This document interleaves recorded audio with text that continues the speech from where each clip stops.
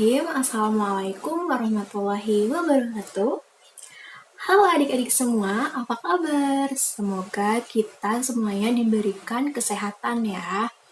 Nah, perkenalkan nama kakak Kak Adinda Permata. Kalian bisa memanggil kakak dengan sebutan Kak Adinda. Di pertemuan kali ini, kakak akan membahas materi mengenai matriks, atau lebih tepatnya kakak akan membahas mengenai determinan matriks yang berordo 2x2 dan 3x3. Sebelumnya, adik-adik harus mempersiapkan alat tulisnya untuk mencatat pembahasan-pembahasan. Dan yang lebih tepatnya, sebelum kita belajar, alangkah baiknya kita berdoa terlebih dahulu supaya belajar kita kali ini diberikan kelancaran dan kemudahan. Berdoa dimulai.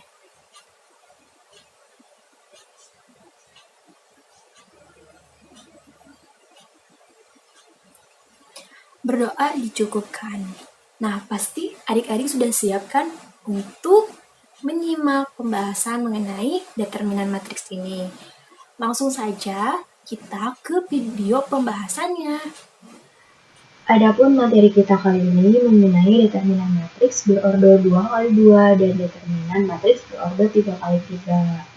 Dan ini merupakan materi dari kelas 11 SMA. Nah, sebelum kita ke materinya, di sini saya akan mengulang mengenai pengertian dari matriks supaya adik-adik semua ingat apa itu matriks dan tulisannya bagaimana. Nah, di sini saya akan menjelaskan definisinya terlebih dahulu, yaitu matriks sebuah susunan berbentuk persegi panjang dari M kali N elemen, yaitu biasanya berisi bilangan yang disusun dalam M baris dan N kolom. Lalu penulisan dari matriks yaitu simbol matriks menggunakan huruf kapital, contohnya A, B, C, D, dan lain-lain. Lalu ordo matriks yaitu banyaknya matriks atau banyaknya baris dan kolom pada matriks, contohnya A, M kali N, yaitu dengan M sama dengan baris dan N sama dengan kolom. Nah, di sini saya memiliki bentuk umum dari bentuk matriks A, yaitu di sini ada A11 hingga A1N dan AM1 hingga AMN. Nah, di sini juga saya memiliki contoh dari matriks A berordo 2x2 dan matriks A berordo 3x3. Nah, AB di sini disebut dengan baris dan AC di sini disebut dengan kolom. Maka dengan begitu langsung saja kita ke materinya, yaitu determinan matriks. Determinan hanya dimiliki matriks-matriks persegi, yaitu banyaknya baris dan kolomnya sama. Maksudnya di sini adalah anggota dari matriks tersebut, baik itu barisnya maupun kolomnya jumlahnya harus sama. Adapun simbol dari determinan matriks yaitu det A, atau juga boleh ditulis seperti ini yang artinya sama, menandakan bahwa ini adalah determinan dari suatu matriks A. Nah, yang kita bahas kali ini yaitu matriks berordo 2x2 dan 3x3. Yang pertama kita bahas dulu matriks yang berordo 2x2. Nah, rumus umum dari ordo 2x2 di sini saya memiliki matriks persegi dari matriks A, yaitu dengan elemennya A, B, dan C, D. Mengapa matriks determinan harus matriksnya persegi? Karena jumlah baris dan kolomnya sama, yaitu 2x2. Nah, maka matriks A ini adalah matriks berordo 2x2 dengan rumus umumnya yaitu det A sama dengan AD dikurangi BC. Langsung saja supaya adik-adik tidak bingung, kita ke contohnya. Di sini saya memiliki dua contoh dari matriks A dan B dengan elemen matriks A yaitu 5, 3, 2, dan 6 dan elemen matriks B yaitu min 2, 1, min 3, dan 4. Ditanyakan tentukan determinan matriks A dan B. Langsung saja kita jawab. Tidak lupa kita harus menuliskan kembali soalnya, yaitu matriks A dan B ditulis ulang. Kita jawab terlebih dahulu dengan matriks A. Kita masukkan rumus yang telah tadi kita sebutkan, yaitu det A sama dengan AD dikurangi BC. Langsung saja kita masukkan. Karena matriks sudah persegi, dan ini ibaratkan A, B, C, dan D, kita masukkan saja AD dikurangi BC-nya yaitu 5 dikali 6 dikurangi 3 dikali 2. Dan menghasilkan 5 kali 6 yaitu 30, dan dikali 2 menghasilkan 6. Dan 30 dikurangi 6 yaitu 24. Maka nilai dari determinan matriks A yaitu 24. Nah, selanjutnya ke matriks B. Langsung saja kita masukkan rumusnya sama, karena ini yang dicari yaitu matriks determinan B, kita tulisnya det B sama dengan AD dikurangi BC. Langsung saja kita masukkan AD-nya yaitu min 2 dikali 4 dan BC-nya 1 dikali min 3. Dan menghasilkan min 2 dikali 4 yaitu min 8, min 1 dikali 3 yaitu min 3, min dikali min yaitu plus, jadi min 8 ditambah 3 menghasilkan min 5. Maka nilai determinan B-nya itu 5. Nah, selanjutnya kita akan membahas determinan matriks berordo 3 kali 3. Nah, rumus umum ordo 3 kali 3 ini, di sini saya sudah memiliki matriks persegi dari ordo 3 kali 3. Nah, caranya yaitu mencari matriks determinan 3 kali 3 ini ada dua cara, yaitu yang pertama dengan aturan Sarus dan yang kedua dengan cara minor kofaktor. Nah, kali ini saya akan menjelaskannya yang menggunakan aturan Sarus saja, yaitu dengan rumus seperti ini. DA sama dengan AEI tambah BFG tambah CDH dikurangi CEG ditambah AFH tambah BDI. Langsung saja kita ke contoh soalnya. Di sini saya memiliki contoh soal matriks A yaitu dengan elemen 2, 4, 1, 1, 3, 2, 5, 1, 4. Dan yang ditanyakan yaitu tentukan determinan matriks A. Kita jawab, jangan lupa kita tulis kembali matriksnya dan kita pindahkan dua kolom pertama ke sebelah kanan. Adapun tujuan kita mengambil dua kolom pertama ditaruh di sebelah kanan agar kita bisa mengambil 3 angka diagonal untuk dihitung, karena rumusnya yaitu 3 angka diagonal dari atas, dari sini, sini, dan dari bawah ke atas. Nah, langsung saja kita masukkan angka-angkanya supaya tidak keliru. Saya memberikan warna yang berbeda antara kiri dan kanan atau dari diagonal atas dan diagonal bawah. Yang pertama ada 2 dikali 3 dikali 4, lalu ada 4 dikali 2 dikali 5, dan ada 1 dikali 1 dikali 1. Lalu dengan tanda dikurang dari diagonal bawah yaitu ada 5 dikali 3 dikali 1, 1 dikali 2 dikali 2, dan yang terakhir yaitu 4 dikali 1 dikali 4. Langsung saja kita operasikan dan menghasilkan 24 ditambah 40 ditambah 1 dikurangi 15 ditambah 4 ditambah 16, yaitu menghasilkan 65 dikali 35 yaitu 30. Maka nilai dari determinan matriks A berordo 3 kali 3 ini itu 30. Nah, sangat mudah kan? Lalu di sini saya memiliki soal latihan untuk adik-adik coba supaya adik-adik lancar dalam mengerjakan soal determinan matriks ini. Nah, dicoba, semoga kalian bisa semua untuk mengerjakannya. Lalu sekian saja pembahasan yang bisa saya sampaikan. Selamat belajar dan selamat mengerjakan soal. Nah, bagaimana adik-adik pembahasan yang sebelumnya telah saya sampaikan? Semoga pembahasannya bisa adik-adik cermati dan bisa adik-adik pahami juga ya. Karena matriks determinan ini merupakan materi yang mudah untuk dipelajari. Di situ juga kakak menyediakan latihan soal untuk adik-adik kerjakan supaya lebih lancar memahami dan mempelajari materi ini. Nah, sekian saja yang bisa kakak sampaikan. Semoga materinya dapat adik-adik terima dan adik-adik pahami secara detail. Nah, terima kasih yang telah menonton sampai habis. Wassalamualaikum warahmatullahi wabarakatuh. Sampai jumpa semuanya.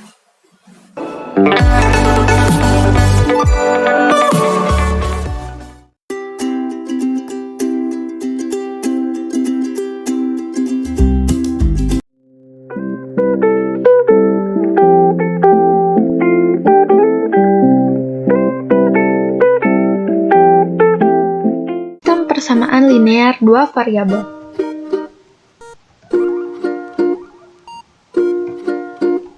Sistem persamaan linear dua variabel atau biasa disingkat dengan SPLDV merupakan suatu sistem yang terdiri atas dua persamaan linear yang memiliki dua variabel. Nah, sebelum kita membahas kepada sistem persamaan linear dua variabel, kita harus mengenali terlebih dahulu apa itu persamaan linear. Sebuah persamaan linear memiliki komponen yang meliputi yang pertama ada koefisien, yaitu bilangan yang berada di depan variabel, nilai yang dapat berubah-ubah, dan konstanta, yaitu bilangan yang tidak diikuti oleh variabel. Nah, seperti ini. 3 dan 2 merupakan koefisien, X dan Y merupakan variabel, dan 12 adalah konstanta. Bentuk umum sistem persamaan linear dua variabel adalah AX ditambah BY sama dengan C. Metode menyelesaikan permasalahan sistem persamaan linear dua variabel terdapat 4 metode: substitusi, gabungan, eliminasi, dan grafik. Gabungan ini terdiri dari 2 metode, yaitu metode substitusi dan metode eliminasi. Untuk kali ini kita hanya akan membahas 2 metode saja, yaitu metode substitusi dan metode eliminasi. Metode pertama yaitu substitusi. Diberikan persamaan 2x ditambah 3y sama dengan 8 dan 3x ditambah y sama dengan 5. Langkah pertama, kita harus mengubah salah satu persamaan menjadi bentuk y sama dengan ax tambah b atau x sama dengan cy ditambah d. Nah, kita akan mengubah dulu persamaan kedua ke dalam bentuk y sama dengan ax ditambah b. 3x ditambah y sama dengan 5, kita akan mengubahnya menjadi y sama dengan 5 dikurangi 3x. Kenapa menjadi dikurangi 3x? Ingat ya, kalau misalkan pindah ruas, maka tandanya juga harus ikut berubah. Langkah kedua, kita akan mensubstitusikan y sama dengan 5 dikurangi 3x pada persamaan 2x ditambah 3y sama dengan 8. Y-nya kita ubah saja, diganti dengan 5 dikurangi 3x, karena tadi y-nya kan sudah ketemu ya. Jadi 2x ditambah 3 dikali 5 dikurangi 3x sama dengan 8. Langkah ketiga, kita akan menyelesaikan persamaan sehingga diperoleh nilai x. 2x ditambah 3 dikali 5, 15, 3 dikali negatif 3x sama dengan negatif 9x. Jadi 2x ditambah 15 dikurangi 9x sama dengan 8. Sekarang kita akan mengumpulkan yang ada variabelnya dengan variabel di ruas kiri dan konstanta dengan konstanta di ruas kanan. Ingat ya, tandanya berubah jika bilangannya berpindah ruas dari yang positif menjadi negatif, dari yang negatif menjadi positif, seperti itu ya. Langsung kita hitung saja, 2x dikurangi 9x sama dengan negatif 7x, 8 dikurangi 15 sama dengan negatif 7, maka x-nya negatif 7 dibagi negatif 7. Negatif dengan negatif, hasilnya positif. 7 dibagi 7 sama dengan 1, maka x-nya sudah kita dapatkan sama dengan 1. Nah, langkah yang keempat, kita akan mensubstitusikan nilai x sama dengan 1. Kalau tadi kita mensubstitusikan y, sekarang kita mensubstitusikan nilai x. 2, x-nya kita ganti menjadi 1, jadi 2 kali 1 sama dengan 2, ditambah 3y sama dengan 8. Kita pindah ruaskan, biasa yang variabelnya dengan yang ada variabel, yang konstanta dengan konstanta. Jadi 3y sama dengan 8 dikurangi 2, 3y sama dengan 6, y 6 dibagi 3, hasilnya adalah 2, jadi kita sudah mendapatkan hasilnya x sama dengan 1, y sama dengan 2, jadi penyelesaiannya adalah 1,2. Metode kedua yaitu eliminasi. Nah, kita akan memakai persamaan yang sama seperti tadi. Untuk lebih memudahkan, langkah pertama yang harus kita lakukan adalah menyamakan salah satu koefisien dari variabel X atau Y dari kedua persamaan dengan cara mengalihkan konstanta yang sesuai. Nah, ini 2X ditambah 3Y sama dengan 8. Kita kalikan 1 karena kita akan mencari nilai X, maka kita harus menghilangkan dulu variabel Y-nya. 3X ditambah Y sama dengan 5, kita kalikan 3, jadi 2X ditambah 3Y sama dengan 8, 9X ditambah 3Y sama dengan 15. Kemudian kita akan menghilangkan variabel yang memiliki koefisien yang sama dengan cara menambahkan atau mengurangkan kedua persamaan. Karena ini 3Y dengan 3Y, maka kita akan menguranginya sehingga Y-nya habis. Maka tersisa variabel X-nya saja karena kita akan mencari nilai X-nya itu berapa. 2X dikurangi 9X hasilnya negatif 7X, 8 dikurangi 15 hasilnya negatif 7, X sama dengan 1. Nah, langkah yang ketiga, kita harus mengulangi kedua langkah untuk mendapat variabel yang belum diketahui. Variabel yang belum diketahuinya itu adalah Y ya, karena tadi X-nya sudah diketahui yaitu 1. Nah, caranya sama, kita akan mengalihkan. Kalau tadi kita akan menghilangkan Y, maka sekarang kita akan menghilangkan variabel X-nya. Agar diperoleh Y-nya berapa. 2X ditambah 3Y sama dengan 8, kita kalikan 3, jadi 6X tambah 9Y sama dengan 24. 3X ditambah Y sama dengan 5, kita kalikan 2, menjadi 6X ditambah 2Y sama dengan 10. Nah, karena ini udah sama, 6X dengan 6X, kita langsung operasikan saja. Kita akan menguranginya menjadi X-nya habis, tidak ada. Sehingga tersisa variabel Y-nya saja. 9Y dikurangi 2Y sama dengan 7Y, 24 dikurangi 10 sama dengan 14. Y-nya 14 dibagi 7, hasilnya 2.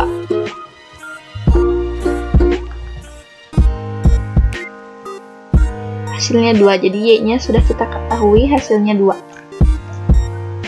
Nah, diperoleh X sama dengan 1 dan Y sama dengan 2. Jadi penyelesaiannya adalah 1,2. Hasilnya sama bukan? Dengan kita menyelesaikan persamaan ini dengan menggunakan metode substitusi dan metode eliminasi. Nah, bagaimana tanggapanmu setelah mempelajari dua metode SPL-Devi sebelumnya? Sangat mudah bukan? Meskipun kelihatannya panjang dan sangat rumit, tapi jika memperbanyak latihan soal pasti akan mudah. Terima kasih sudah menyaksikan video pembelajaran mengenai SPL-Devi. Wassalamualaikum warahmatullahi wabarakatuh.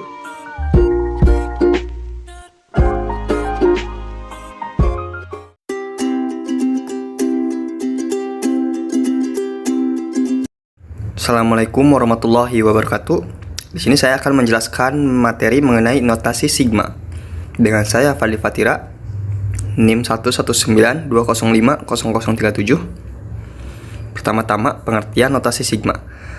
Sigma dalam bahasa sederhananya dapat dikatakan sebagai jumlah. Notasi sigma adalah simbol untuk menjumlahkan sejumlah bilangan terurut yang mengikuti suatu pola dan aturan tertentu. Baik, kita ke contoh simbol sigma. Misal, ada penjumlahan dari AK dengan K sama dengan 1 sampai 5. Di sini, AK sama dengan fungsi atau formula persamaan yang harus dilakukan untuk setiap indeks dari batas bawah hingga batas atas. Nah, K adalah indeks penjumlahan, indeks yang akan dimasukkan sebagai variabel di dalam fungsi. Sedangkan 1 adalah batas bawah, angka pertama untuk memulai penjumlahan, dan 5 adalah batas atas, angka terakhir yang harus dicapai. Jadi sederhananya AK itu adalah suatu fungsi yang dimana dengan notasi sigma adalah penjumlahan dari fungsi-fungsi tersebut dengan nilai dari K-nya itu dirubah menjadi dari 1 sampai 5. Oke, sifat-sifat notasi sigma. Sifat yang pertama adalah ketika notasi sigma 1 K sama dengan 1 sampai N, maka hasilnya adalah N. Yang kedua, ketika notasi sigma terdapat C yaitu konsonan dan fx yaitu fungsi, maka C bisa kita geser ke belakang notasi sehingga akan menghasilkan C notasi sigma fx K sama dengan A ke B. Dan yang ketiga, ketika ada penjumlahan fungsi, ketika notasi sigma penjumlahan fungsi, maka bisa dipisah notasi sigma fungsi pertama ditambah notasi sigma fungsi kedua. Yang keempat, ketika notasi sigma fx dengan batas K 1 sampai M kurang 1 ditambah notasi sigma fx pula dengan batas K sama dengan M sampai N, maka dapat ditulis sebagai notasi sigma fk K sama dengan 1 sampai N. Maaf, bukan xk. Yang nomor 5 ada notasi sigma fk K sama dengan M sampai N sama dengan notasi sigma dari fk min P sama dengan K sama dengan M plus P ke N plus P. Dan yang terakhir ada notasi sigma dari I sama dengan notasi sigma dari C dengan indeks 1 sampai dengan N sama dengan NC, yaitu NC.